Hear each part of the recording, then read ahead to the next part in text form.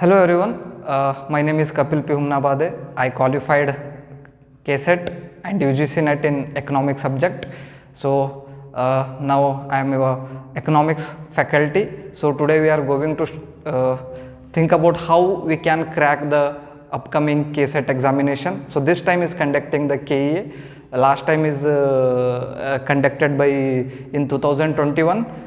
Mysore University. So in that examination I have cracked. So we are going to think about some new tips and crack how can we clear that examination in simple way. Okay, you can look in the board. I written here Karnataka State Eligibility Test. What is the meaning of eligibility? This is just eligibility subject, but it is very important because if you are eligible in the KSET or NET, you can be assistant professor in any college, and this is the substitute for the PhD. You not need to waste your 5 years, or you not need to do PhD. If you done the KSET, this is very valuable, and the upcoming university requirement also there. So the recently assistant professor examination is done by KA. If you miss any chance, we have another one chance, the university call form also going. If you are qualified KSET this time, this will be helpful for your the next attempt. So we are only focusing on the one subject. Our favorite subject is economics. So in this economics, total in your KSET syllabus, the recently KEA launched the syllabus in that website. So they mentioned 10 subjects. It is the same syllabus as shown in the last time Mysore University website. They just copy paste that syllabus. So the first chapter in your KSET is that is microeconomics. ಈ micro ಎಕನಾಮಿಕ್ಸಿಗೆ ನಾವು ಏನಂತೀವಿ ಕನ್ನಡದಲ್ಲಿ ಅಂದರೆ ಸೂಕ್ಷ್ಮ ಅರ್ಥಶಾಸ್ತ್ರ ಅಂತ ಹೇಳಿ ಕರಿತೀವಿ. ನಿಮ್ಮ ಎಕ್ಸಾಮಿನಲ್ಲಿ ಹೈಯೆಸ್ಟ್ ವೇಟೇಜ್ ಇರೋ ಸಬ್ಜೆಕ್ಟ್ ಯಾವುದಿದೆ ಅಂದರೆ ಸೂಕ್ಷ್ಮ ಅರ್ಥಶಾಸ್ತ್ರ. ಮಿನಿಮಮ್ 20+ ಅಥವಾ ನಿಯರ್ 20 ಕ್ವಶನ್ಸ್ ಎಲ್ಲಿಂದ ಬರುತ್ತೆ ಅಂದರೆ ಸೂಕ್ಷ್ಮ ಅರ್ಥಶಾಸ್ತ್ರದಿಂದಲೇ ಬರುತ್ತೆ. ಮೈಕ್ರೋ ಎಕನಾಮಿಕ್ಸ್ ಬೇಸಿಕಲಿ ನಾವು NCERT ಇಂದ ಓದ್ಕೊಂಡೇ ಬಂದಿರ್ತೀವಿ. So if you focus that book only, that you can get there minimum 5 marks. 5 ಮಾರ್ಕ್ಸ್ವರೆಗೂ ನೀವು ಅಲ್ಲಿ ರೀಚ್ ಆಗ್ಬೋದು. ಇನ್ನೊಂದು ಸ್ವಲ್ಪ ಹೈಯರ್ ನಾವು ಆಮೇಲೆ ಸ್ಟಡಿ ಮಾಡಿದ್ರೆ ನೀವು ಅಲ್ಲಿ ರೀಚ್ ಆಗ್ಬೋದು. ಅದಾದಮೇಲೆ ಮ್ಯಾಕ್ರೋ ಎಕನಾಮಿಕ್ಸ್, ಇದು ಕೂಡ ನಾವು ಬೇಸಿಕ್ ಲೆವೆಲ್ಲಿ ಜೂನಿಯರ್ ಕಾಲೇಜಲ್ಲಿ ಓದಿರ್ತೀವಿ. ಮ್ಯಾಕ್ರೋ ಎಕನಾಮಿಕ್ಸ್ ಇವೆರಡಂತೂ ಎಕನಾಮಿಕ್ಸಲ್ಲಿ ನಾವು ಬೇಸಿಕ್ಕಿಂದ ಓದ್ಕೊಂಡೇ ಬಂದಿರ್ತೀವಿ. ಒಂದು ಸೂಕ್ಷ್ಮ ಅರ್ಥಶಾಸ್ತ್ರ, ಇನ್ನೊಂದು ಸಮಗ್ರ ಅರ್ಥಶಾಸ್ತ್ರ. ಇದಾದಮೇಲೆ ಇನ್ನೊಂದು ಯಾವ ಸಬ್ಜೆಕ್ಟ್ ಇದೆ ಅಂದರೆ ಸ್ಟ್ಯಾಟಿಸ್ಟಿಕ್ಸ್ ಆ್ಯಂಡ್ ಎಕನಾಮೆಟ್ರಿಕ್ಸ್. ನಿಮಗೆ ಯಾವುದು ಹೊಸದಲ್ಲ ಅಂದರೆ ಸ್ಟ್ಯಾಟಿಸ್ಟಿಕ್ಸ್ ಹೊಸದಲ್ಲ. ಆಲ್ರೆಡಿ ಸಂಖ್ಯಾಶಾಸ್ತ್ರ ಫಸ್ಟ್ PU ಅಲ್ಲಿ ಮೀನ್ಸ್ NCERTಯಲ್ಲೂ ಇದೆ, ನಮ್ಮ ಸ್ಟೇಟ್ ಸಿಲೆಬಸ್ಸಲ್ಲೂ ಸ್ಟ್ಯಾಟಿಸ್ಟಿಕ್ಸ್ ಎಕನಾಮಿಕ್ಸ್ ಸ್ಟೂಡೆಂಟ್ ಇದ್ದೀರಂದರೆ ಓದಿರ್ತೀರಿ. ನಿಮಗೆ ಹೊಸದು ಯಾವುದಂದರೆ ಇದು ಒಂದು ಹೊಸ ಟರ್ಮ್ ಇದೆ, ಎಕನಾಮೆಟ್ರಿಕ್ಸ್. ಈ ಹೊಸ ಟರ್ಮಲ್ಲಿ ಸ್ವಲ್ಪ ಮ್ಯಾಥಮೆಟಿಕ್ಸ್ ಜಾಸ್ತಿ ಇದೆ, but this is not a dynamic portion, that is a very static portion. In econometrics you need to just refer the old question paper only, regularly, frequently they're just repeating the question from this econometrics. In the upcoming classes we are just going solve the old question paper. You not need to worry about the econometrics, you just need to worry about the microeconomics and macroeconomics. If your basic is clear, you can understand the advanced level economics. Otherwise it is very difficult. So that's why I last time told you need to come from the basic.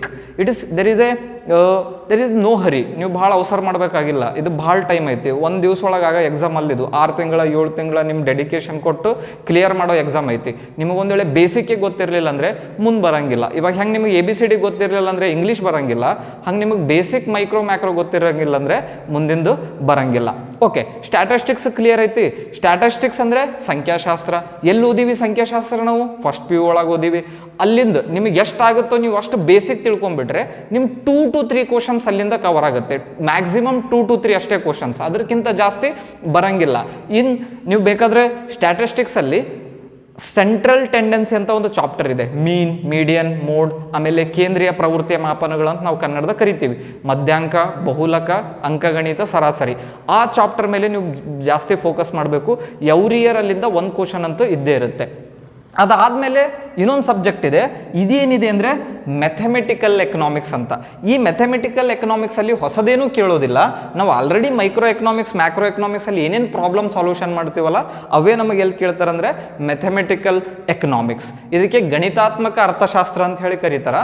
ಇದರಲ್ಲಿ ಏನಿರುತ್ತೆ ಅಂದರೆ ಡಿಫ್ರೆನ್ಷಿಯೇಷನ್ಸ್, partial ಡಿಫ್ರೆನ್ಷಿಯೇಷನ್ಸ್, ನಾವು ಏನೇನು basic ಏನು ಬೇಕು ನಮಗೆ, for example consumer surplus find out ಮಾಡೋದಿದೆ, market equilibrium find out ಮಾಡೋದಿದೆ, ಫಾರ್ ಎಕ್ಸಾಂಪಲ್ ಕಾಸ್ಟ್ ಮಿನಿಮೈಸೇಷನ್ನು, ಕಾಸ್ಟ್ ಮ್ಯಾಕ್ಸಿಮೈಸೇಷನ್ನು, ಇದು ಫೈಂಡ್ ಔಟ್ ಮಾಡಲಿಕ್ಕೆ ನಮಗೆ ಮೆಥಮೆಟಿಕಲ್ ಎಕನಾಮಿಕ್ಸಿನ ಫಾರ್ಮುಲಾಗಳು ಭಾಳ ಯೂಸ್ ಆಗ್ತಾವೆ. ನಿಮ್ಮ ಎಕ್ಸಾಮಲ್ಲಿ ಅಷ್ಟು ಅಡ್ವಾನ್ಸ್ ಲೆವೆಲ್ ಮೆಥಮೆಟಿಕ್ಸ್ ಕ್ವಶನ್ ಯಾವುದೂ ಕೇಳೋದಿಲ್ಲ. ಸರ್ ನಮಗೆ ಥಿಯರಿ ಅಷ್ಟೇ ಮಾಡ್ತೀವಿ, ನಾವಿದು ಮಾಡೋಂಗಿಲ್ಲ ಅಂದರೆ ಯು ಕ್ಯಾನ್ ಲೀವ್ ಇಟ್. ಯಾಕಂದರೆ the maximum questions come from here only 3 to 4 and repeated question. In the mathematical economics also repeated question, in econometrics also repeated question. So next we all studied in our UG means BA ಅಲ್ಲಿ ಅಥವಾ BCom ಅಲ್ಲಿ ಅಥವಾ ನಮ್ಮ ಮಾಸ್ಟರ್ಸಲ್ಲಿ ನಾವು already ಓದಿರ್ತೀವಿ. ಅದೇ ಯಾವುದಂದರೆ international economics. ಕನ್ನಡದಲ್ಲಿ ಅಂತ ಇರಕ್ಕೆ ಅಂತಾರಾಷ್ಟ್ರೀಯ ಅರ್ಥಶಾಸ್ತ್ರ. ಸೊ ಅಂತಾರಾಷ್ಟ್ರೀಯ ಅರ್ಥಶಾಸ್ತ್ರದಲ್ಲಿ ಮ್ಯಾಕ್ಸಿಮಮ್, ಆಮೇಲೆ ಹೇಳ್ತೀನಿ ನಾನು ನಿಮಗೆ ಅದರ ಯಾವ್ಯಾವ ಟಾಪಿಕಲ್ಲಿ ಎಷ್ಟೆಷ್ಟು ಕ್ವಶನ್ ಬರ್ತವೆ ಅಂತ ನಾನು ನಿಮಗೆ ಆಮೇಲೆ ಹೇಳ್ತೀನಿ. ಇಂಟರ್ನ್ಯಾಷನಲ್ ಎಕನಾಮಿಕ್ಸಲ್ಲಿ maximum you can see 7 to 8 question, not that much more. You need to just study in this area who given that theory ಅಷ್ಟೇ. ಈ ಥಿಯರಿ ಯಾರು ಕೊಟ್ಟಿದ್ದಾರೆ ಇಷ್ಟು ನೀವು ಒಂದು ಲಿಸ್ಟ್ ಮಾಡ್ಕೊಂಡ್ಬಿಟ್ರೆ ಇಲ್ಲಿಂದ ನಿಮ್ಮದು 2 to 3 ಕ್ವಶನ್ಸ್ ಕವರ್ ಆಗುತ್ತೆ. ಉಳ್ಕಿಂದು ನಿಮಗೆ ಗೊತ್ತಿರ್ತಕ್ಕಂಥ ಅಲ್ಫ್ರೆಡ್ ಮಾರ್ಷಲ್, ಹೆಕ್ಚರ್ ಓಯ್ಲಿನ ಸಿದ್ಧಾಂತ ಏನು ಓದಿರಿ, ಆಮೇಲೆ ಡೇವಿಡ್ ರಿಕಾರ್ಡೋ ಅವರ ಸಿದ್ಧಾಂತ ಏನು ಓದಿರಲ್ಲ, ಅಲ್ಲಿಂದೇ ಕ್ವಶನ್ಗಳು ರಿಪೀಟ್ ಆಗ್ತವೆ. ಆಲ್ರೆಡಿ ನಾವು ಯು ಜಿಯಲ್ಲಿ ಓದಿವಿ, ಪಿ ಜಿಯಲ್ಲಿ ಓದಿವಿ. ಯಾರ್ಯಾರ್ದು? David Ricardo, Heckscher Ohlin, Samuelson and then Alfred Marshall, JS Mill and Samuelson. ಇವ್ರದ್ದೆಲ್ಲ ಥಿಯರಿಯನ್ನು ಒಂದ್ಸರಿ ನಾವು ರಿವೈಸ್ ಮಾಡಿದ್ರೆ ಮುಗೀತು. ನೆಕ್ಸ್ಟ್ ಯಾರ್ದೈತಿ? Public economics. One of the dynamic subject ಇದು. ಎವ್ರಿ ಟೈಮ್ ಕ್ವಶನ್ಸ್ ಇಲ್ಲಿಂದ ರಿಪೀಟ್ ಆಗಂಗಿಲ್ಲ. ಯಾಕೆ ರಿಪೀಟ್ ಆಗಂಗಿಲ್ಲ ಅಂದರೆ ಪಬ್ಲಿಕ್ ಎಕನಾಮಿಕ್ಸಲ್ಲಿ ಹೊಸ ಹೊಸ ಪಾಲಿಸಿ ಬಂದಿರುತ್ತೆ. ಸೊ ಅದರಿಂದ ಹೊಸ ಟ್ಯಾಕ್ಸ್ ರೇಟ್ ಇಂಟ್ರೊಡ್ಯೂಸ್ ಆಗಿರುತ್ತೆ, ಹೊಸದೇನೋ ಇಂಟ್ರೊಡ್ಯೂಸ್ ಆಗುತ್ತಲ್ಲ, ಆ ರೀತಿ ಕ್ವಶನ್ಸ್ನ ಇಲ್ಲಿ ಕೇಳ್ತಾರೆ. ಬಟ್ ಇದ್ರ ಆಚೆಗೂ ವಿ ಹ್ಯಾವ್ 2 to 3 ಟಾಪಿಕ್ಸ್. ವ್ಯಾಗ್ನರ್ದೊಂದು ಟಾಪಿಕ್ ಇದೆ, ನೆಕ್ಸ್ಟ್ ಯಾರು ಲಿಂಡಾಲ್ದೊಂದು ಟಾಪಿಕ್ ಇದೆ. ಸೊ ಇವ್ರ ಟಾಪಿಕ್ ಎಲ್ಲಿಂದ ಬರ್ತಾವೆ ಅಂದರೆ ಪಬ್ಲಿಕ್ ಎಕನಾಮಿಕ್ಸಲ್ಲಿ ಒಂದು 3 to 4 ಟಾಪಿಕ್ಸ್. ಇದು ಬಿಟ್ಟರೆ ಅವ್ರಿದ್ರ ಆಚೆ ಯಾವುದೋ ಕ್ವಶನನ್ನು ಕೇಳಲ್ಲ. ಇದಾದಮೇಲೆ ಬರೋದೇ ಮನಿ and banking. So money and banking ಕೂಡ ನಾವು ಎಲ್ಲಿ ಓದಿದ್ದೀವಿ ಅಂದರೆ ಯು ಜಿಯಲ್ಲೂ ಓದಿದ್ದೀವಿ, ಪಿ ಜಿಯಲ್ಲೂ ಓದಿದ್ದೀವಿ. ಬೇಕಾದರೆ ನಿಮ್ಮ NCERT ಬುಕ್ಕಲ್ಲಿ 9th chapter money and banking ಮೇಲೆ ಇದೆ. What are the difference between commercial bank, RBI rules and regulation ಏನೇನಿದೆ, RBI ಹೆಂಗೆ ವರ್ಕ್ ಮಾಡುತ್ತೆ, ಮನಿ ಸಪ್ಲೈ ಬಗ್ಗೆ, ಫಿಸಿಕಲ್ ಪಾಲಿಸಿ ಬಗ್ಗೆ, ಕೋಶೀಯ ನೀತಿ ಅಂತ ನಾವೇನು ಕನ್ನಡದ ಕರಿತೀವಿ ಅದ್ರ ಬಗ್ಗೆ, ಆಮೇಲೆ ಹಣಕಾಸು ನೀತಿ ಬಗ್ಗೆ, RBIನ ಕಾರ್ಯಗಳ ಬಗ್ಗೆ, RBI ಏನೇನು ಮಾಡುತ್ತೆ. ಸೊ ಅದ್ರದ್ದು ಎಲ್ಲದ್ರ ಬಗ್ಗೆ ನಮ್ಗೆ ಆಲ್ರೆಡಿ ಎಲ್ಲಿ ಗೊತ್ತಿದೆ ಅಂದರೆ ಮನಿ ಆ್ಯಂಡ್ ಬ್ಯಾಂಕಿಂಗಲ್ಲಿ ಗೊತ್ತಿದೆ. ಫಾರ್ ಎಕ್ಸಾಂಪಲ್ ಇವಾಗ ಇಂಡಿಯಾದ ಒಳಗಡೆ ಎಲ್ಲ ಬ್ಯಾಂಕನ್ನು ಖಾಸಗಿ ಮಾಡ್ತಾ ಇದ್ದಾರೆ. ಸೊ ಇವಾಗ ಎಷ್ಟು ಉಳ್ಕೊಂಡಿದೆ ಗೌರ್ಮೆಂಟ್ ಬ್ಯಾಂಕ್ ಅಂತೂ ಕೂಡ ನಿಮ್ಗೆ ಕೇಳ್ಬೋದು. ಇವಾಗ ಎಕ್ಸಾಕ್ಟ್ಲಿ 12 ಬ್ಯಾಂಕನ್ನು ಉಳ್ಕೊಂಡಿದ್ದಾವೆ. ಅದು ಬಿಟ್ಟು ಎಲ್ಲ ಬ್ಯಾಂಕ್ಗಳು ಪ್ರೈವೇಟ್ ಬ್ಯಾಂಕ್ಗಳು. ಸೊ ಇದ್ರ ಬಗ್ಗೆನೂ ನಾವು ಕೂಡ ಮುಂದಿನ ದಿನಗಳಲ್ಲಿ ಓದ್ಬೋದು. ಆಮೇಲೆ ಮನಿ ಆ್ಯಂಡ್ ಬ್ಯಾಂಕಿಂಗ್ ಇದೆಯಲ್ಲ, ಇದರಲ್ಲಿ ಯಾವುದೇ ಪರ್ಟಿಕ್ಯುಲರ್ ಥಿಯರಿ ಅಂತ ಇಲ್ಲ. Every time this is a changing. Interchangeable question ಬರುತ್ತೆ ಎಲ್ಲೆಲ್ಲಿ? Public economics and money and banking. After we move in to one of the good chapter, easiest unit ಯಾವುದಂದರೆ ಗ್ರೋತ್ ಆ್ಯಂಡ್ ಡೆವಲಪ್ಮೆಂಟ್. ಪಿ ಜಿಯಲ್ಲಿ ನಾವು ಓದಿದ್ದೀವಲ್ಲ, Harrod Domar model, Solow model, Kaldor model, ಇದ್ರ ಮೇಲೇ focus ಮಾಡಿ ಗ್ರೋತ್ ಆ್ಯಂಡ್ ಡೆವಲಪ್ಮೆಂಟ್ ಮೇಲೆ every year questions ಕೇಳ್ತಾರೆ. ಸೊ ಇದನ್ನು ನಾವು ಚೆನ್ನಾಗಿ ತಿಳ್ಕೊಂಡ್ರೆ ಸಾಕು. ನಾವು ಅಭಿವೃದ್ಧಿ ಅರ್ಥಶಾಸ್ತ್ರ ಅಂತ ಏನು ಕನ್ನಡದಲ್ಲಿ ಓದೀವಿ, ಇದರಲ್ಲಿ ಇವಾಗ ಇಲ್ಲಿ ಏನೇನು ಓದ್ತಾ ಇದ್ದೀವಲ್ಲ ನಾವು, ಮೆಥಮೆಟಿಕಲ್ ಎಕನಾಮಿಕ್ಸು, ಎಕನಾಮೆಟ್ರಿಕ್ಸು, ಇಲ್ಲಿಂದ ಸೇಮ್ ಫಾರ್ಮುಲಾ ಬೇಸ್ ಇದ್ದಾವೆ. ಒಂದೆರಡು ರಾಬಿನ್ಸನ್ ಫಾರ್ಮುಲಾ ಕೇಳ್ತಾರೆ, ಇಲ್ಲ ಹ್ಯಾರಡೋಮರ್ ಕೇಳ್ತಾರೆ, ಸೋಲೋದ್ ಕೇಳ್ತಾರೆ. ಅದನ್ನು ನಾವು ಥಿಂಕ್ ಮಾಡಿದ್ರೆ ಸಾಕು. ಬೇಕಾದರೆ ನೀವು previous year question paper check ಮಾಡಿರಿ, ಎವ್ರಿ ಇಯರ್ ಒಂದು ಕ್ವಶನ್ ರಿಪೀಟ್ ಆಗಿದೆ. ಅದು ಎಲ್ಲಿಂದ ಕ್ವಶನ್ ಅಂದರೆ growth and development. First 5 year plan ಯಾರು ಕೊಟ್ಟಿದ್ದಾರೆ, ಮೊದಲ ಪಂಚವಾರ್ಷಿಕ ಯೋಜನೆ ಯಾರು ಕೊಟ್ಟಿದ್ದಾರೆ ಅಂತ ಒಂದು ಕ್ವಶನ್ ಬಂದಿದೆ. ಓಲ್ಡ್ ಕ್ವಶನ್ ಪೇಪರ್ ನೀವು ಚೆಕ್ ಮಾಡಿದ್ರೆ ಆನ್ಸರು ಹ್ಯಾರಡೋಮರ್. ಅದೇ ಕ್ವಶನ್ 5 years ಆಯಿತು ರಿಪೀಟ್ ಆಗ್ತಾ ಇದೆ. ಅದು ಕ್ವಶನ್ ಎಲ್ಲಿಂದ ಬಂದಿದೆ ಅಂದರೆ growth and development. Some questions repeat ಆಗ್ತಾ ಇದ್ದಾವೆ, ಅದ್ರ ಬಗ್ಗೆ ಆಮೇಲೆ ನೋಡೋಣ. ನೀವು ಓದಲಾರದೇ ಇರೋ ಒಂದು ಸಬ್ಜೆಕ್ಟ್ ಯಾವುದಂದರೆ environmental economics and demography. Demography ಅಂದರೆ ಕನ್ನಡದಲ್ಲಿ ಜನಸಂಖ್ಯಾ ಶಾಸ್ತ್ರ. ಪಾಪ್ಯುಲೇಷನ್ ಬಗ್ಗೆ ನಾವು ಏನು ಸ್ಟಡಿ ಮಾಡ್ತೀವಲ್ಲ ಅದಕ್ಕೆ ಏನಂತ ಕರಿತೀವಿ ನಾವು ಅಂದರೆ ಡೆಮೋಗ್ರಫಿ. ಸೊ ಇದ್ರ ಬಗ್ಗೆ ನಾವು ಸ್ವಲ್ಪ ಕನ್ಸರ್ನ್ ಇರೋದು ಭಾಳ ಒಳ್ಳೆಯದು. ಯಾಕಂದರೆ ಇಲ್ಲೊಂದು 3 to 4 ಕ್ವಶನ್ಸ್ ಇದ್ದಾವೆ. ಇಲ್ಲಿ ಫಿಕ್ಸ್ ಕ್ವಶನ್ ಅಂತ ಹೇಳಲಿಕ್ಕೆ ಬರೋಂಗಿಲ್ಲ. ಇಲ್ಲಿ ಕೆಲವು ಥಿಯರಿನೂ ಇದ್ದಾವೆ. ಯಾವುದು? ಎನ್ವೈರ್ಮೆಂಟಲ್ ಎಕನಾಮಿಕ್ಸಲ್ಲಿ ಫಾರ್ ಎಕ್ಸಾಂಪಲ್ ಅರ್ಥಶಾಸ್ತ್ರದಲ್ಲಿ ಮೊಟ್ಟ ಮೊದಲ ಬಾರಿಗೆ ನೋಬೆಲ್ ತೊಗೊಂಡಿರ್ತಕ್ಕಂಥ 2009ರಲ್ಲಿ ಎಲಿನೋ ಓಸ್ಟನ್ ಅಂತಕ್ಕಂಥ ಮಹಿಳೆ ನೋಬೆಲ್ ಪ್ರಶಸ್ತಿಯನ್ನು ತೊಗೊಂಡಿದ್ಲು. ಅವಳ ಬಗ್ಗೆ ನೀವೆಲ್ಲೂ ಓದಿರಂಗಿಲ್ಲ, ಯು ಜಿಯಲ್ಲೂ ಓದಿರಂಗಿಲ್ಲ, ಪಿ ಯು ಜಿಯಲ್ಲೂ ಓದಿರಂಗಿಲ್ಲ. ಬಟ್ ಭಯ ಪಡಬೇಕಾಗಿಲ್ಲ, ಅವಳ ಥಿಯರಿ ಬಗ್ಗೆ ಕೇಳ್ತಾರೆ. ಆಮೇಲೆ ಇನ್ನೊಂದು ಸಾಮಾನ್ಯ ಸರಕುಗಳ ಸಿದ್ಧಾಂತ, ಸಾರ್ವಜನಿಕ ಸರಕುಗಳ ಸಿದ್ಧಾಂತ, ಖಾಸಗಿ ಸರಕುಗಳ ಸಿದ್ಧಾಂತ, ಇವು ಒಂದು 3 to 4 ಇಂಪಾರ್ಟೆಂಟ್ ಟಾಪಿಕ್ಸ್ ಅದಾವ. ಅಷ್ಟು ಕವರ್ ಮಾಡಿದ್ರೆ ಸಾಕು. ಇನ್ನೊಂದು ಡೆಮೋಗ್ರಫಿ ಅಂತ ಹೇಳ್ತಾ ಇದ್ದೀನಲ್ಲ, ಇಲ್ಲಿ ಏನೂ ಕ್ವಶನ್ಸ್ ಕೇಳಂಗಿಲ್ಲ. ಮೇನ್ ಯಾವುದು ಫೋಕಸ್ ಮಾಡ್ತಾರೆ ಅಂದರೆ ನಮ್ಮ ಇಂಡಿಯಾದಲ್ಲಿ ಸೆನ್ಸೆನ್ಸ್ ಆಗಿಂದ ಯಾವಾಗ, ಮೀನ್ಸ್ ಜನಗಣತಿ ಆಗಿಂದ ಯಾವಾಗ ಅಂದರೆ 2011ಅಲ್ಲಿ. ಆ 2011ಅಲ್ಲಿ ಏನು ಸೆನ್ಸಸ್ ಆಗಿದೆ ನೀವು ಅದಿಷ್ಟನ್ನು ಕವರ್ ಮಾಡಿದ್ರೆ ಸಾಕು, ಇಂಪಾರ್ಟೆಂಟ್. ಲಾಸ್ಟ್ ಇಯರ್ ಕ್ವಶನ್ ಪೇಪರಲ್ಲಿ ಒಂದು ಕ್ವಶನ್ ಕೇಳಿದ್ರು, ನಾವು ಚೈಲ್ಡ್ ಸೆಕ್ಸ್ ರೇಷಿಯೋವನ್ನು ಯಾವ ಏಜ್ ಗ್ಯಾಪಲ್ಲಿ ಅಳಿತೀವಿ ಅಂತ ಕ್ವಶನ್ ಕೇಳಿದ್ರು. ಅದು 0 to 6. 0 to 6 ಅಂತ ಹೆಂಗೆ ಗೊತ್ತಾಯ್ತಂದರೆ ನೀವು 2011 ಸೆನ್ಸಸ್ ಒಂದ್ಸರಿ ಓಪನ್ ಮಾಡಿದ್ರೆ ನಿಮಗಲ್ಲಿಂದ ಗೊತ್ತಾಗುತ್ತೆ. ಓಕೆ, ಇದ್ರ ಬಗ್ಗೆನೂ ನಾವು ಬೇಕಾದರೆ ಆಮೇಲೆ ಸ್ಟಡಿ ಮಾಡೋಣ. ಉಳಿತು ಯಾವುದು? One of the frequently dynamic ಅಥವಾ ಎವ್ರಿ ಟೈಮ್ ಚೇಂಜಿಂಗ್ ಯಾವುದಿದೆ ಅಂದರೆ ಓನ್ಲಿ ಇಂಡಿಯನ್ ಎಕನಾಮಿ. ಎಲ್ಲಿದ್ದು ಕ್ವಶನ್ ಬರುತ್ತೋ ಗೊತ್ತಾಗಂಗಿಲ್ಲ. ಇಂಡಿಯನ್ ಎಕನಾಮಿ ಒಳಗಡೆ ಹೊಸ ಪಾಲಿಸಿ ಬಗ್ಗೆ ಕ್ವಶನ್ ಬರ್ಬೋದು. ಇವಾಗ ಗತಿಶಕ್ತಿ ಯೋಜನೆ ಇದೆ, ಆಮೇಲೆ ಎವ್ರಿ ಟೈಮ್ ಏನು ಎಕನಾಮಿಕ್ ಸರ್ವೆ ಮಾಡ್ತಾರೆ ಅದರ ಮೇಲೆ, ಆಮೇಲೆ ಇಂಡಿಯನ್ ಎಕನಾಮಿ ಒಳಗಡೆ ಮೀನ್ಸ್ ಫಾರ್ ಎಕ್ಸಾಂಪಲ್ ಇಷ್ಟೆಲ್ಲ ಇದೆ ಅಲ್ಲೇ. ಸೊ ಕೆಸೆಟ್ಟು ಪರ್ಟಿಕ್ಯುಲರ್ಲಿ ಕರ್ನಾಟಕ ಇರೋದು, ಹೀಗಾಗಿ maximum 2 or 1 question Karnataka economic ಸರ್ವೆಯಿಂದ ಬರುತ್ತೆ. ಅಷ್ಟು ಅದ್ರ ಮೇಲೆ ಜಾಸ್ತಿ ನೀವು ಫೋಕಸ್ ಮಾಡಬೇಕಾಗಿಲ್ಲ. ಎವ್ರಿ ಇಯರ್ ಕೇಳಿದ್ರೆ ಕೇಳಿದಾನೆ, ಇಲ್ಲ ಅಂದರೆ ಇಲ್ಲ. ಬಟ್ ಇಂಡಿಯನ್ ಎಕನಾಮಿ, ಭಾರತದ ಅರ್ಥಶಾಸ್ತ್ರ ಅಂತ ಏನು ಕರಿತೀವಿ, ಇದರಿಂದ ಕ್ವಶನ್ ಕಂಪಲ್ಸರಿ ಬಂದಿದೆ. ನೀವು ಇದಕ್ಕೆ ಹೋಗಿ ದುಡ್ಡು ಕೊಟ್ಟು 500-600 ರೂಪಾಯಿ ಬುಕ್ ಎಲ್ಲ ತೊಗೊಳ್ಬೇಕಾಗಿಲ್ಲ. ಅದು ಮೂರ್ಖತನ ಕೆಲಸ ಆಗ್ಬಿಡುತ್ತದೆ. ಇದಕ್ಕೇನು ಓದ್ಬೇಕಂದ್ರೆ ನೀವು ಆರ್ಥಿಕ ಸಮೀಕ್ಷೆ ಅಂತೇನು ಗೋರ್ಮೆಂಟ್ ಬಿಡುತ್ತಲ್ಲ ಎವ್ರಿ ಇಯರ್, ಅಲ್ಲಿಂದೇ ಕ್ವಶನ್ ಬರ್ತಾವೆ. ಈ ಸರಿ GDP ಎಷ್ಟೈತಿ, ಗೋರ್ಮೆಂಟ್ ಅದ್ರ ಮೇಲೆ ಎಷ್ಟು ಖರ್ಚು ಮಾಡೈತಿ, ಗೋರ್ಮೆಂಟಿಗೆ ಎಲ್ಲೆಲ್ಲಿಂದ ಇನ್ಕಮ್ ಎಷ್ಟು ಬಂದೈತಿ, ಈ ಸರಿ ನಮ್ಮದು ಎದ್ರ ಮೇಲೆ ನಾವು ಜಾಸ್ತಿ ಖರ್ಚು ಮಾಡೀವಿ, ಇವಾಗ ಸಾರ್ವಜನಿಕ ವಲಯ ಇದೆ, ಕೈಗಾರಿಕಾ ವಲಯ ಇದೆ. ಸೊ ಇದ್ರ ಬಗ್ಗೆ ಎಲ್ಲ ಇಂಡಿಯನ್ ಎಕನಾಮಿ ಬರುತ್ತೆ. ಡನ್. ಸೊ ಇಷ್ಟೆಲ್ಲ ಆದ್ವಲ್ಲ, ಇದರಲ್ಲಿ ಮೇನ್ ಯಾವ್ದು ನೀವು ಓದಬೇಕಂದ್ರೆ ಮೈಕ್ರೋ. ನಮ್ದು ಎಕನಾಮಿಕ್ಸ್ ಬೇಸ್ ಇರೋದೇ ಮೈಕ್ರೋ ಎಕನಾಮಿಕ್ಸು, ಆಮೇಲೆ ಮ್ಯಾಕ್ರೋ ಎಕನಾಮಿಕ್ಸು, ಆಮೇಲೆ ಸ್ಟ್ಯಾಟಿಸ್ಟಿಕ್ಸ್. ಇಂಟರ್ಚೇಂಜಬಲಿ ಮಿಕ್ಸ್ ಮಾಡಿ ಎಲ್ಲೆಲ್ಲಿದ್ದು ಕ್ವಶನ್ ಬರ್ತಾವಂದರೆ public economics, money and banking, ಆಮೇಲೆ ಇಂಡಿಯನ್ ಎಕನಾಮಿ. ಇವು ಮೂರು ಸೇರಿ ಮ್ಯಾಕ್ಸಿಮಮ್ 6 to 7 ಕ್ವಶನ್ಸ್ ಆದರೆ ಬಹಳ ಆಯಿತು. ಇಲ್ಲಿಂದ ಜಾಸ್ತಿ ಕ್ವಶನ್ಸ್ ಬರೋಂಗಿಲ್ಲ. ನೀವು ಬೇಕಾದರೆ ಪ್ರೀವಿಯಸ್ ಇಯರ್ ಪೇಪರ್ ಅಬ್ಸರ್ವ್ ಮಾಡಿ ನೋಡ್ರಿ. The most question came from the micro and macro and statistics ಇದೆ. ಸ್ಟ್ಯಾಟಿಸ್ಟಿಕ್ಸ್ ಆ್ಯಂಡ್ ಎಕನಾಮೆಟ್ರಿಕ್ಸ್ ಸೇರಿ 15 to 14 ಕ್ವಶನ್ ಬಂದಿದೆ every year. And mathematical economics 1, 2, 3 differentiation question ಕೇಳಿದ್ದಾನೆ. ಅದು ಬಿಟ್ಟರೆ ಇಂಟರ್ನ್ಯಾಷನಲ್ ಎಕನಾಮಿಕ್ಸಲ್ಲಿ 7 to 8. ಅರೌಂಡ್ 20 ನಿಯರ್ ಮೈಕ್ರೋದಲ್ಲಿ ಕೇಳ್ತಾನೆ, ಅರೌಂಡ್ 20 ನಿಯರ್ ಮ್ಯಾಕ್ರೋದಲ್ಲಿ ಕೇಳ್ತಾನೆ.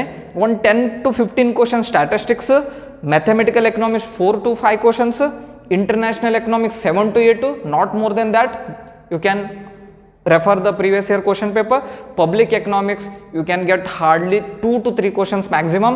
And money banking sometimes there is a question, sometimes there is not a question also. ಜಾಸ್ತಿ ಫೋಕಸ್ ಮಾಡೋಂಗಿಲ್ಲ. ಹಂಗಂತ ಹೇಳಿದ್ರ ಬಗ್ಗೆ this is interchangeable. Money and banking, Indian economy. Recent news ಏನಾದರೂ ಕೇಳ್ತಾರೆ, ಏನಾದರೂ ಬ್ಯಾಂಕಿಂಗ್ ಸೆಕ್ಟ್ರಲ್ಲಿ ಚೇಂಜ್ ಆಗಿರುತ್ತೆ. For example they every time ask repo ದರ ಎಷ್ಟಿದೆ, ರೆಪೋ ರೇಟ್ ಎಷ್ಟಿದೆ, ರಿಸರ್ವ್ ರೆಪೋ ರೇಟ್ ಎಷ್ಟಿದೆ, ಬ್ಯಾಂಕ್ ರೇಟ್ ಎಷ್ಟಿದೆ, ಮೀನ್ಸ್ ಬ್ಯಾಂಕ್ ದರ ಎಷ್ಟಿದೆ, SLR ಅದು ಶಾಸನಬದ್ಧ ದ್ರವ್ಯತೆ ಅಂತ ಕರಿತೀವಲ್ಲ, ಇವಾಗ 18% ಇದೆ, ಅದು ಎಷ್ಟಿದೆ. ನೀವು ಸ್ವಲ್ಪ ರೀಸೆಂಟಾಗಿ ಅಪ್ಡೇಟ್ ಇದ್ದರೆ ನೋ ಸಮಸ್ಯೆ. ಇಲ್ಲಿ ಏನೈತಲ್ಲ ಡೆಮೋಗ್ರಫಿ ಅನ್ನೋದು, ಇದ್ರ ಬಗ್ಗೆ ನೀವೇನು ಮಾಡಬೇಕಾಗಿಲ್ಲ. ನಮ್ಮ ಇಂಡಿಯಾದಲ್ಲಿ ಎವ್ರಿ 10 ಇಯರ್ಸಿಗೆ ಒಂದ್ಸರಿ ಸೆನ್ಸಸ್ ಮಾಡ್ತೀವಂತ ಗೊತ್ತು, ಜನಗಣತಿ ಮಾಡ್ತೀವಂತ ಗೊತ್ತು. ಆದರೆ 2011 ಆದಮೇಲೆ ಇಲ್ಲಿವರೆಗೂ ಜನಗಣತಿ ಆಗಿಲ್ಲ. ನಾವು ಇವಾಗ 2011 ಓದಬೇಕು, ಅಲ್ಲಿಂದೇ ಕ್ವಶನ್ ಬರುತ್ತೆ. ಯಾಕಂದರೆ ಲಾಸ್ಟ್ ಜನಗಣತಿ ಆಗಿದ್ದು 2011ನಲ್ಲೇ. ಅದು ಬಿಟ್ಟರೆ ಬೇರೆ ಯಾವುದೇ ಕೇಳಂಗಿಲ್ಲ. ಅಥೆಂಟಿಕ್ ಆದ ಡಾಟಾ, ಅಥೆಂಟಿಕ್ ಆದ ವೆಬ್ಸೈಟ್ ಬಿಟ್ಟರೆ ನೀವು ಈ ಬುಕ್ಗಳನ್ನು ಓದಬಾರ್ದು. ಓಕೆ, ಇಷ್ಟಾಯ್ತು. ಇವತ್ತು ಜಸ್ಟ್ 10 ಸಬ್ಜೆಕ್ಟ್ ಇದೆ ಅಂತ ಗೊತ್ತಾಯಿತು. ಲಾಸ್ಟ್ ಒಂದು ನಿಮಗೇನು ಹೇಳ್ತೀನಿ, ಕನ್ನಡ ಸ್ಟೂಡೆಂಟ್ಗಳು ಜಾಸ್ತಿ ಆಗಿರೋದ್ರಿಂದ ಮುಂದಿನ ಕ್ಲಾಸಲ್ಲಿ ಕನ್ನಡದ ಬಲ್ಲೇ ನಾನು ಹೇಳಿಕ್ಕೆ ಟ್ರೈ ಮಾಡ್ತೀನಿ. ಇದಕ್ಕೆ ಬೇಸಿಕ್. ಮೈಕ್ರೋ ಎಕನಾಮಿಕ್ಸ್ಗೆ ಏನಂತಾರ ಸೂಕ್ಷ್ಮ ಅರ್ಥಶಾಸ್ತ್ರ, ಮ್ಯಾಕ್ರೋ ಎಕನಾಮಿಕ್ಸ್ಗೆ ಸಮಗ್ರ ಅರ್ಥಶಾಸ್ತ್ರ, ಸ್ಟ್ಯಾಟಿಸ್ಟಿಕ್ಗೆ ಸಂಖ್ಯಾಶಾಸ್ತ್ರ, ಎಕನಾಮೆಟ್ರಿಕ್ಸ್ ಅಂತ ಕರೀತಾರ, ಮ್ಯಾಥಮೆಟಿಕಲ್ ಎಕನಾಮಿಕ್ಸ್ಗೆ ಗಣಿತಾತ್ಮಕ ಅರ್ಥಶಾಸ್ತ್ರ, ಇಂಟರ್ನ್ಯಾಷನಲ್ ಎಕನಾಮಿಕ್ಸ್ಗೆ ಅಂತಾರಾಷ್ಟ್ರೀಯ ಅರ್ಥಶಾಸ್ತ್ರ, ಪಬ್ಲಿಕ್ ಎಕನಾಮಿಕ್ಸ್ಗೆ ಸಾರ್ವಜನಿಕ ಹಣಕಾಸು. ನೆಕ್ಸ್ಟ್ ಏನೈತಿ ಮನಿ and banking. Money and banking ಅಂದರೆ ಹಣ ಮತ್ತು ಬ್ಯಾಂಕಿಂಗ್ ವ್ಯವಸ್ಥೆ ಅಂತ ಇರುತ್ತೆ. ಗ್ರೋತ್ ಆ್ಯಂಡ್ ಡೆವಲಪ್ಮೆಂಟ್ ಅಂದರೆ ಪ್ರಗತಿ ಮತ್ತು ಅಭಿವೃದ್ಧಿ ಅರ್ಥಶಾಸ್ತ್ರ. ಡೆವಲಪ್ಮೆಂಟ್ ಅಭಿವೃದ್ಧಿ ಅರ್ಥಶಾಸ್ತ್ರ ಅಂತ ನಾರ್ಮಲ್ ಆಗಿ ಕರಿತೀವಿ. ನೆಕ್ಸ್ಟ್ ಏನೈತಿ ಪರಿಸರ ಅರ್ಥಶಾಸ್ತ್ರ ಮತ್ತು ಜನಸಂಖ್ಯಾಶಾಸ್ತ್ರ. ನೆಕ್ಸ್ಟ್ ಏನೈತಿ ಇಂಡಿಯನ್ ಎಕನಾಮಿ ಅಂದರೆ ಭಾರತದ ಆರ್ಥಿಕತೆ. ಇಡೀ ಎಕನಾಮಿಕ್ಸಲ್ಲಿ 10 ಸಬ್ಜೆಕ್ಟ್, ಒಂದೊಂದರಲ್ಲಿ ಮತ್ತೆ 10 ಯೂನಿಟ್ಸ್ ಇದೆ. ಸೊ ಹಂಗಂತೇಳಿ ನೀವು ಭಯ ಪಡಬೇಕಾಗಿಲ್ಲ. ಒಂದು ಸ್ಟ್ರಾಟಜಿಕ್ ಆಗಿ ನೀವು ಒಂದು ಟ್ರಿಕ್ ಇಟ್ಕೊಂಡು ಹೋದರೆ ಆರಾಮಾಗಿದೆ, ಎಕ್ಸಾಮ್ ಕ್ಲಿಯರ್ ಆಗುತ್ತೆ, ಅಷ್ಟೇನು ಟಫ್ ಇರೋಂಗಿಲ್ಲ. ಸೊ ನೋಡಿ, ಇವಾಗ ಈ 10 ಸಬ್ಜೆಕ್ಟಲ್ಲಿ ಕೆಲವು ಸಬ್ಜೆಕ್ಟ್ಗಳಿಗೆ ಮಾತ್ರ ನೀವು ಜಾಸ್ತಿ ಟೈಮ್ ಕೊಡಬೇಕು. ಉಳ್ಕಿ ನಾವು ಯಾವ್ಯಾವ ಸ್ಟ್ಯಾಟಿಕ್ ಅದಾವ ಅಂತ ಹೇಳಿ ಅದಕ್ಕೆ ಜಾಸ್ತಿ ಟೈಮ್ ಕೊಡ್ಲಿಕ್ಕೆ ಹೋಗಬಾರ್ದು. ಅಪ್ಕಮಿಂಗ್ಸ್ ವೀಡಿಯೋದಲ್ಲಿ ನಾನು ಏನು ಹೇಳ್ತೀನಿ ಅದನ್ನು ನೀವು ಒಂದು ಕಡೆ ನೋಟ್ಸ್ ಮಾಡ್ಕೊಂಡು ಇಟ್ಕೊಂಡ್ರೆ ಅದು ಕೂಡ ನಿಮಗೆ ಬೆನಿಫಿಷಿಯಲ್ ಇದೆ.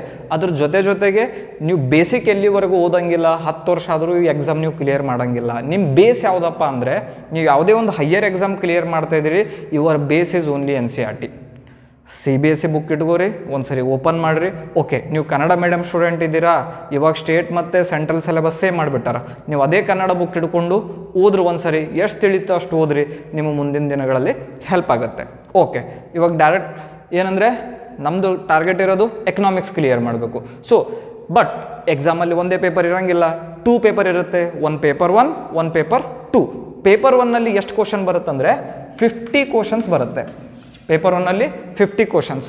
ಇನ್ this examination no negative question, no negative marks. ಯಾವುದಕ್ಕೂ ನೆಗೆಟಿವ್ ಇರೋಂಗಿಲ್ಲ, ನೀವೆಲ್ಲ ಟಿಕ್ ಹಾಕಿ ಬರಬೇಕು. 50ಕ್ಕೆ ಎಷ್ಟು ಮಾರ್ಕ್ಸ್? ಒಂದಕ್ಕೆ 2 ಮಾರ್ಕ್ಸ್ ಇರುತ್ತೆ. ಇದು ಎಷ್ಟಾಯಿತು? 100. ಇನ್ನೊಂದು ಎಕನಾಮಿಕ್ಸಲ್ಲಿ ಎಷ್ಟು ಕ್ವಶನ್ ಬರುತ್ತೆ? 100 ಕ್ವಶನ್ಸ್ ಬರುತ್ತೆ. ಈ 100 ಕ್ವಶನ್ಗೆ ಮೀನ್ಸ್ 2 ಮಾರ್ಕ್ಸ್ 1 ಕ್ವಶನಿಗೆ ಅಂದರೆ ಎಷ್ಟಾಯಿತು? 200. 200 + 100 300 ಮಾರ್ಕ್ಸ್. 300ಗೆ ನೀವು ತೊಗೋಬೇಕಾಗಿರೋದು ಎಷ್ಟಂದರೆ 160 ಮಾರ್ಕ್ಸ್ ಅಷ್ಟೇ. ಸೇಫೆಸ್ಟ್ ಝೋನ್ 160, 166, 160 ಪ್ಲಸ್ ಮಾಡಿದ್ರೆ ನಿಮ್ಮದು ಫಿಕ್ಸ್ ಅಂದಂಗದು, ಚೇಂಜ್ ಆಗಂಗಿಲ್ಲ. ಅಂದರೆ ನಿಮ್ಮ ಕಡೆ ನೀವು ಇನ್ನೂ 140 ಮಾರ್ಕ್ಸ್ವರೆಗೂ ನಿಮಗೆ ಕಡೆ ಫ್ರೀಡಮ್ ಇದೆ. Means you need to be target 160 plus, safest zone. Done. ಇದರಲ್ಲಿ ಯಾವುದೇ ನೆಗೆಟಿವ್ ಇರಲ್ಲ, ಹಾಗಾಗಿ ನೀವು ಎಷ್ಟು ಬೇಕೋ ಅಷ್ಟು ಯಾವ ಬಿಟ್ಟು ಬರೋಂಗಿಲ್ಲ, ಎಲ್ಲ ಬರಲಿ ಬರಲಾರ್ದೇ ಇರಲಿ ಟಿಕ್ ಹಾಕ ಬರ್ಬೇಕು. ಇಷ್ಟ ಆಯ್ತಾ? ಇಂಪಾರ್ಟೆಂಟ್ ಏನಿದೆ ಇದರಲ್ಲಿ? ಸರ್ ನಮಗೆ ಪೇಪರ್ 1 ಗೊತ್ತಿಲ್ಲ, ಪೇಪರ್ 1 ಟಫ್ ಇದೆ ಅಂದರೆ ನೋ. ಭಾಳ ಹುಡುಗರು ತಲೆಯಲ್ಲಿ ಕನ್ಫ್ಯೂಷನ್ ಇದೆ. ಯಾವುದೇ ರೀತಿಯ ಎಲಿಜಿಬಿಲಿಟಿ ಇಲ್ಲ. ಪೇಪರ್ 1ನಲ್ಲಿ ನೀವು ಇಷ್ಟೇ ಮಾರ್ಕ್ಸ್ ತೊಗೋಬೇಕಂತ ರೂಲ್ಸ್ ಇಲ್ಲ. ಪೇಪರ್ 1ನಲ್ಲಿ ನೀವು 18 ಕ್ವಶನ್ ಕರೆಕ್ಟ್ ಮಾಡಬೇಕು, 16 ಕ್ವಶನ್ ಕರೆಕ್ಟ್ ಮಾಡಬೇಕು, ಆ ರೀತಿ ಯಾವುದೇ ರೂಲ್ಸ್ ಇಲ್ಲ. ನೀವು ಎರಡೂ ಸೇರಿಸಿ ರೂಲ್ಸ್ ಏನು ಹೇಳ್ತಂದರೆ 100 ಕ್ವಶನ್ಸ್ 150 ಕ್ವಶನ್ಸ್. ಈ 150 ಕ್ವಶನ್ಸಲ್ಲಿ 35 and 40% ಅಷ್ಟು ನೀವೇನು ಮಾಡಬೇಕು? ಮಾರ್ಕ್ಸನ್ನು ತೊಗೊಂಡಿರಬೇಕು. ಅಂದ್ರಷ್ಟೇ ನಿಮ್ಮ ಪೇಪರ್ ವ್ಯಾಲ್ಯೂಯೇಷನ್ ಆಗುತ್ತೆ. ಒಂದೇ ಪೇಪರ್ ಕೌಂಟ್ ಮಾಡೋಂಗಿಲ್ಲ. Economics plus paper 1.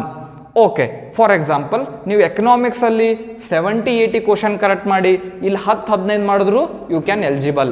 ಯಾಕಂದರೆ ಎರಡೂ ಸೇರಿ ಅಗ್ರಿಗೇಟ್ ಎಷ್ಟು ಹೇಳಿದ್ದಾರೆ ಅಂದರೆ ಮಿನಿಮಮ್ ನೀವು 40% ಅಷ್ಟು ಸ್ಕೋರ್ ಮಾಡಿದ್ರೆ ನಿಮ್ಮ ಪೇಪರ್ ಚೆಕ್ ಮಾಡ್ತಾರೆ, ಇಲ್ಲಾಂದರೆ ಪೇಪರ್ ಚೆಕ್ ಮಾಡೋಂಗಿಲ್ಲ. ಓಕೆ, ಲಾಸ್ಟ್ ಯಾರು ಸೆಲೆಕ್ಟ್ ಆಗ್ತಾರೆ ಅಂದರೆ ಎಷ್ಟು ಜನ ಬರೆದಿದ್ದಾರಿರ್ತಾರಲ್ಲ, ಆ ಎಕ್ಸಾಮ್ ಎಷ್ಟು ಜನ ಬರೆದಿರ್ತಾರೆ ಅದರಲ್ಲಿ ಸೆಲೆಕ್ಟ್ ಮಾಡೋದು ಎಷ್ಟು ಪರ್ಸೆಂಟೇಜ್ ಜನರಿಗೆ ಅಂದರೆ ಓನ್ಲಿ 6% ಅಷ್ಟೇ. ಎಷ್ಟು ಬರೆದಿರ್ತಾರೆ? 1000 ಜನ ಬರೆದಿದ್ದಾರೆ ಅಂದರೆ ಅದರಲ್ಲಿ 6% ತೆಗೆದು ಅಷ್ಟೇ ಜನಕ್ಕೆ ಈ ಎಕ್ಸಾಮಿಗೆ ಎಲಿಜಿಬಲ್ ಮಾಡ್ತಾರೆ. ಸೊ ಇದ್ರ ಇಂಪಾರ್ಟೆನ್ಸ್ ಆಲ್ರೆಡಿ ನಿಮ್ಗೆ ಗೊತ್ತಿದೆ. ಸೊ ನಾವು ನಾಳೆಯಿಂದ ಅಥವಾ ನೆಕ್ಸ್ಟ್ ಮತ್ತೆ ಯಾವಾಗ ಟೈಮ್ ಸಿಗುತ್ತೋ ಅವಾಗ ನಾವು ಒಂದು ಇಂಪಾರ್ಟೆಂಟನ್ನು ಸ್ಟಡಿ ಮಾಡೋಣ. ಜಾಸ್ತಿ ವೇಟೇಜ್ ಎಲ್ಲಿಂದಿದೆ ಅದ್ರ ಮೇಲೆ ಫೋಕಸ್ ಮಾಡಬೇಕು. ನೀವು ಮೈಕ್ರೋ ಮ್ಯಾಕ್ರೋ ಎರಡೂ ಸ್ಟ್ರಾಂಗ್ ಆಗಿಬಿಟ್ರೆ ಮಿನಿಮಮ್ ನಿಮ್ಮದು 40 ಕ್ವಶನ್ಸ್ ಇಲ್ಲಿಂದ ಬರುತ್ತೆ. Done. And previous questions paper ನೀವು ಸಾಲ್ವ್ ಮಾಡೋದು ಬಹಳ ಇಂಪಾರ್ಟೆಂಟ್. ನೀವು ಮೈಸೂರು ಯೂನಿವರ್ಸಿಟಿ KSET ವೆಬ್ಸೈಟಲ್ಲಿ ಹೋದರೆ ಕ್ವಶನ್ಸ್ ಇದೆ, ಆನ್ಸರ್ ಕೀನೂ ಇದೆ. ಅದನ್ನು ನೀವು ಒಂದು ಸರಿ ಸಾಲ್ವ್ ಮಾಡಿ ಅಥವಾ ನೋಟ್ಸ್ ಮಾಡಿಕೊಂಡು ಓದಿದ್ರೆ ನಿಮಗೆ ಇಲ್ಲಿಗೆ ಕ್ಲಿಯರ್ ಆಗುತ್ತೆ. ಸೊ ಲಾಸ್ಟ್ ಏನು ಹೇಳಲಿಕ್ಕೆ ಇಷ್ಟಪಡ್ತೀನಿ ಅಂದರೆ ಇವತ್ತು ಜಸ್ಟ್ ಎಷ್ಟು ನೋಡಿದ್ವಿ, ಎಷ್ಟೋ ಜನರಿಗೆ ಇಷ್ಟೇ ಬೇಸಿಕ್ ಐಡಿಯಾ ಗೊತ್ತಿರಲಿಲ್ಲ. ಒಂದು ಎಕನಾಮಿಕ್ಸಲ್ಲಿ ಸುಮ್ಮನೆ ಎಕನಾಮಿಕ್ಸ್ ಅಂತ ಹೋಗೋದಲ್ಲ, ಅದರಲ್ಲಿ 10 ಸಬ್ಜೆಕ್ಟ್ ಇದೆ, ಅದರಲ್ಲಿ ಮತ್ತೆ 10 ಯೂನಿಟ್ಸ್ ಇದೆ. ಬಟ್ ಅಷ್ಟೆಲ್ಲ ಏನು ತಲೆ ಕೆಡಿಸ್ಕೊಳ್ಬೇಕಾಗಿಲ್ಲ. ನಾವು ಯಾವ್ದು ಚೇಂಜ್ ಆಗ್ತಾ ಇದ್ದೀವಿ ಅಂತ ಹೇಳಿದ್ದೀನಿ ಅದಷ್ಟೇ ಓದ್ಬೇಕು ನೀವು. ಅದು ಬಿಟ್ಟರೆ ಇಲ್ಲೇನಿದೆ ಅಲ್ಲ 100+200 ನೀವು ಪೇಪರ್ 1 ಟಫ್ ಆಗುತ್ತೆ, ಅದರಲ್ಲಿ ಎಲ್ಲೆಲ್ಲಿದು ಕ್ವಶನ್ ಬರುತ್ತೆ ಅಂಥೇಳಿ ನೀವು ಆ ಕಡೆ ಏನು ಮಾಡಬೇಕಾಗಿಲ್ಲ, ಭಯ ಪಡಬೇಕಾಗಿಲ್ಲ. ನೀವು ಎರಡೂ ಸೇರಿ 40% ಅಗ್ರಿಗೇಟ್ ತೆಗೆದ್ರೆ ಓಕೆ, 1 ಕ್ಲಿಯರ್ ಆಯಿತು. ಇನ್ನೊಂದು 6% ನಿಮ್ಮ ಟಾರ್ಗೆಟು 160 ಇರಬೇಕು. Done. So thank you students.